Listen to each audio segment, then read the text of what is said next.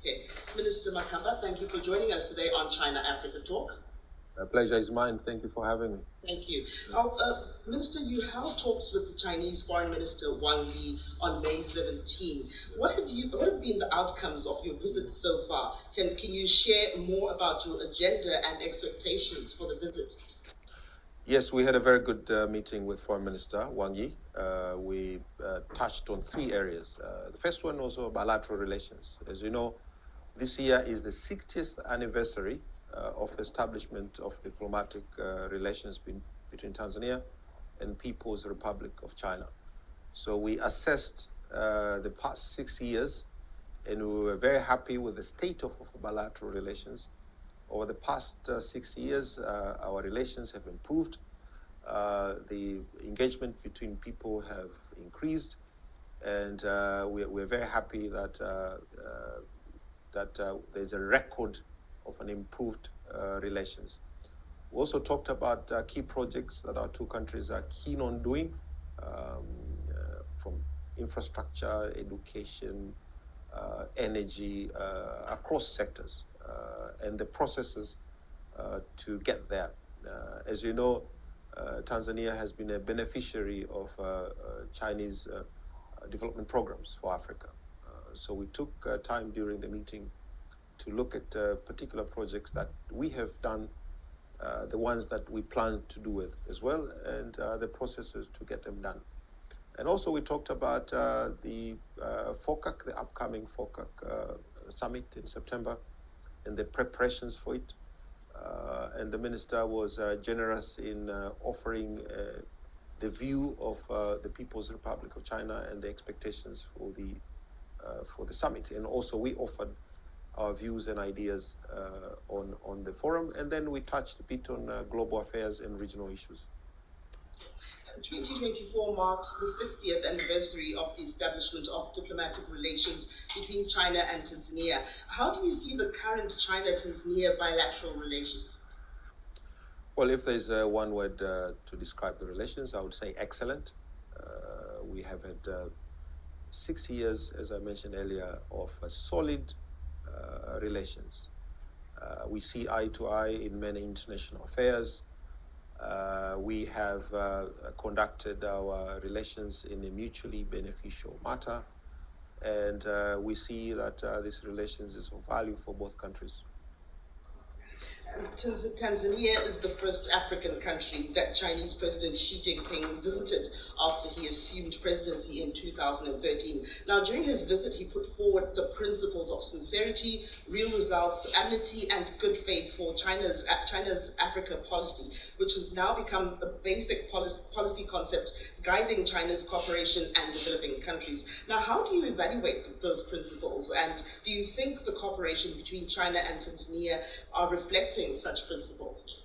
Well, these are very important principles. As you know, in Africa, we relate to people from the basis of our history. And the history of Africa has been glorious in one hand, but also has been one with exploitation and colonization. And therefore, the underpinnings of our relations with any partner results from that context, colonialism and exploitation. And therefore, when China comes to us with the guiding principles such as this, they are the ones that work for us. We see that are in line with our ambitions and aspirations. And these principles have worked very well so far, because the design of programs or projects between China and Africa and China and Tanzania has been grounded in these principles, and therefore has been beneficial to us.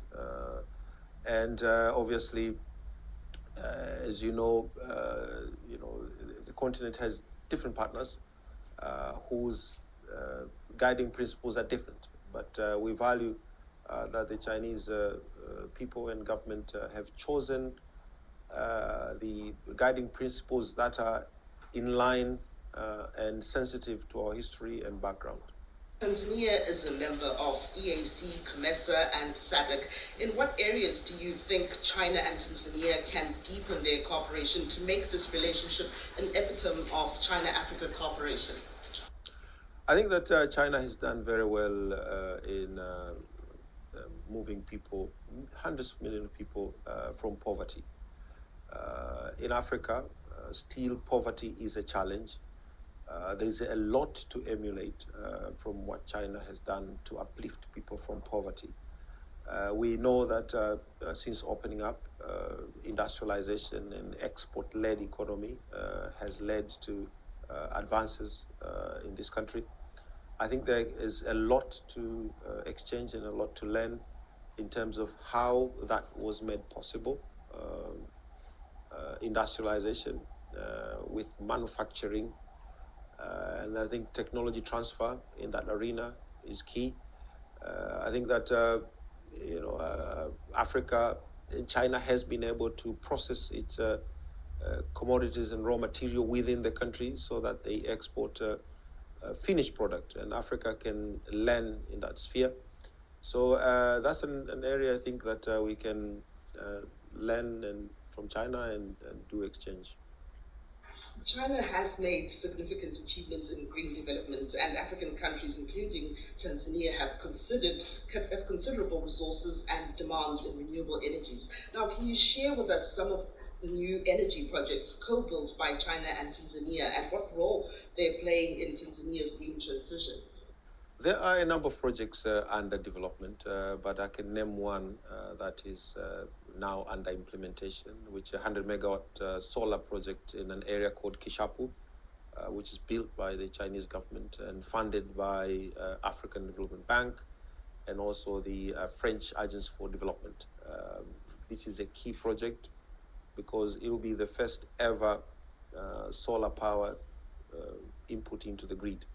And I think it will help to have a grid also with a renewable power, and it will be historic occasion as well.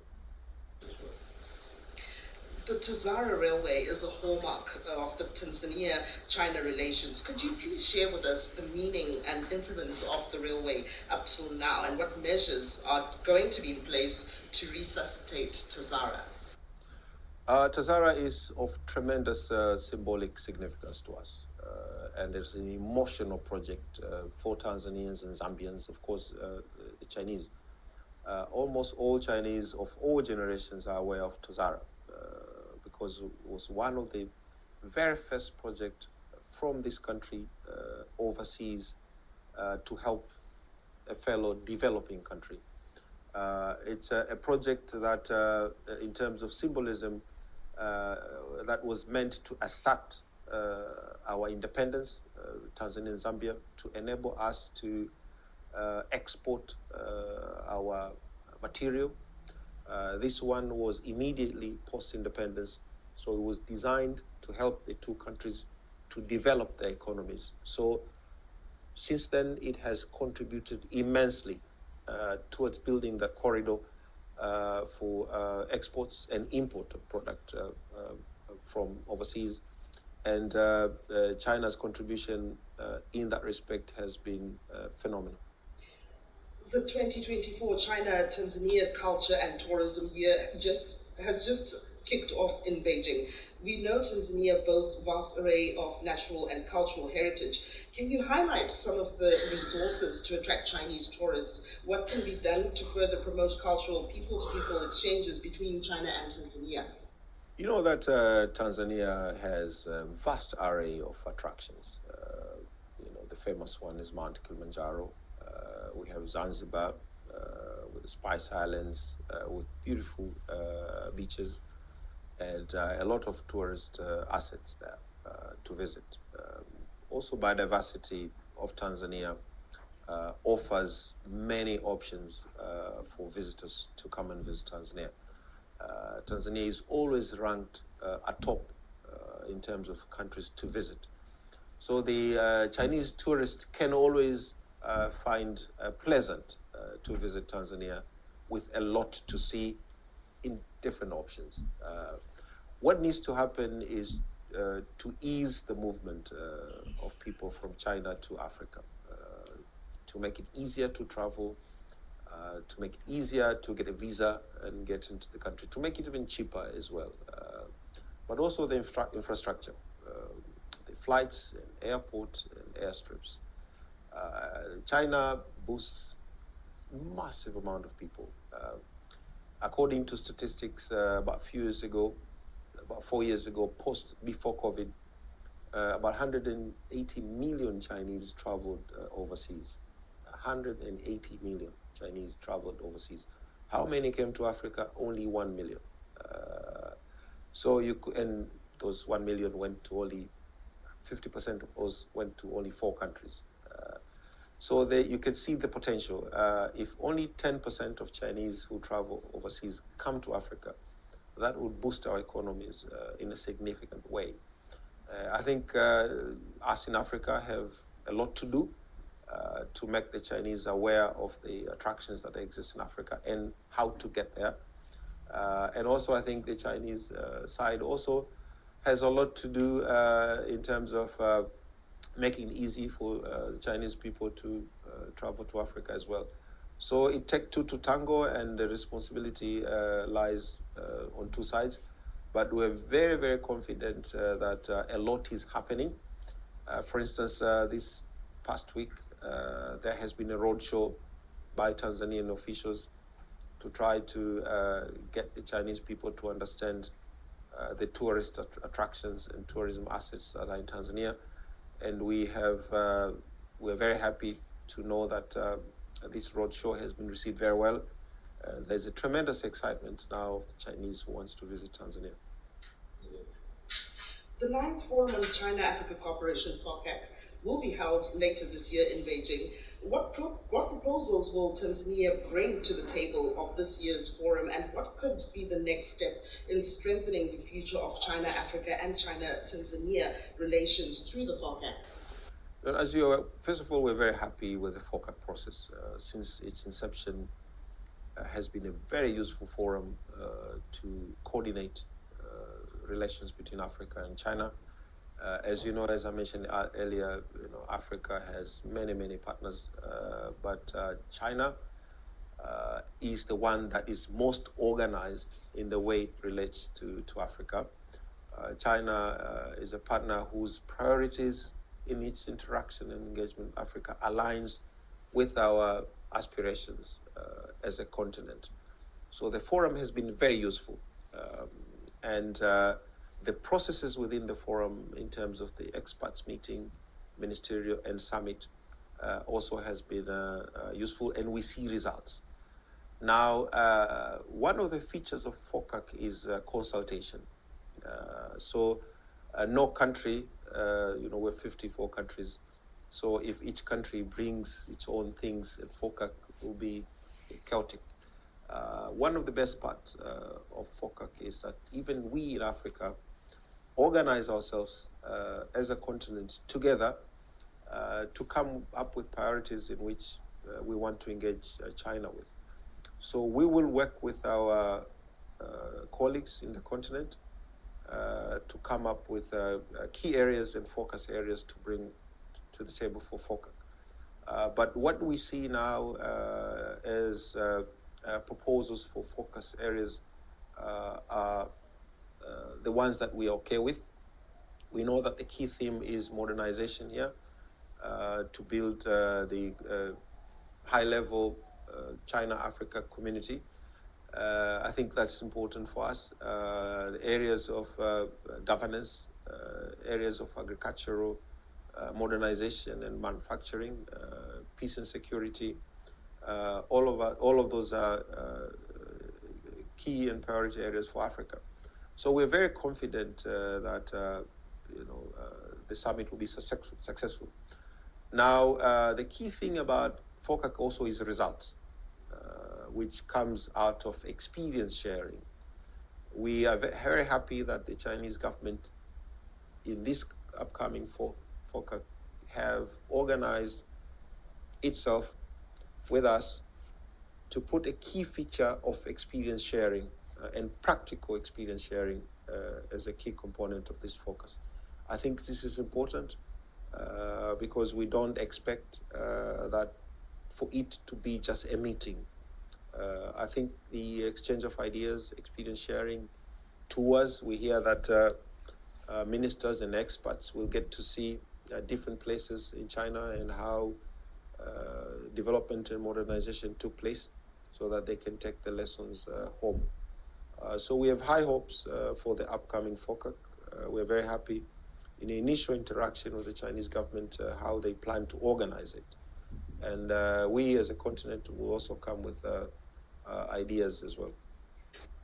At the 13th meeting of the China-Africa Think Tanks Forum, the Africa-China Dar es Salaam Consensus was issued. What's the significance of this consensus, and what role will this consensus play to build a high-level China-African community with a shared future? What can Tanzania and China do to contribute to achieving this goal? Well, it's a significant step for our experts to come up with a new blueprint for global order. I think there ought to be alternatives and rethinking of the way international relations is ordered now. So the Dar es Salaam Consensus offers that, an alternative path towards modernization, towards development, towards international engagement. The international order that is based on openness, transparency, mutual respect, equity, fairness. These are the things that we've always wanted. The quest for new economic international order is 50 years old. And the current order has not worked for us as Africans. And when you have conversations in which you come up with ideas to reorder the current global order that is unfair, that is unjust, it's a good thing. And we hope that all Africans, together with China and other international partners, will coalesce around the Dar es Salaam Consensus as a new way to organize a global community. We think that part of the underpinnings of the Dar es Salaam Consensus is our ability as Africans to, let's say, one example is to conduct value addition and to do manufacturing within the continent, and therefore to undertake an export-led economy with capacity within our countries, with technology transfer to Africa, with, let's say, China, because you go to African market, you pick up a product, it's made in China. Nothing wrong with it. But it's possible actually to be made by China, but in Africa. And this is where we see the future is, because one of the key demands for our continent is jobs. The demographic structure in Africa is such that you have a lot of young people that are looking for work. And we see foreign direct investment into Africa, manufacturing, agricultural modernization as solving a critical problem of Africa, which is jobs. So we see the Dar es Salaam Consensus is in an alignment with the demands of our continent.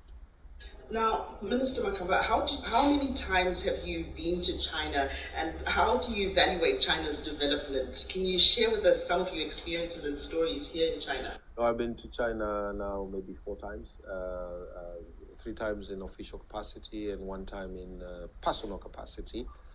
This country has always fascinated me in terms of its speed of growth, in terms of its ambition, in terms of determination for development, in terms of warmth and hospitality of the Chinese people.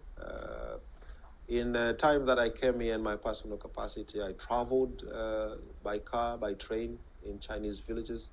I met people who welcomed me to their homes, and people who have seen older Chinese people who have witnessed the transformation within their generation from being extremely poor, no tap water, no electricity, no schools, no roads, to now living in a modern, prosperous society. And then you can see the level of inspiration in living in such world where you move from poverty to prosperity within a generation. And I think there's a lot to learn from this country for countries such as us in Africa, that it is possible actually to move from poverty to prosperity within a generation. You just need determination, discipline, leadership, right policies, and execution. And of course, the correct partnership with a family of nations. This is CGTN Radio. Hear the difference.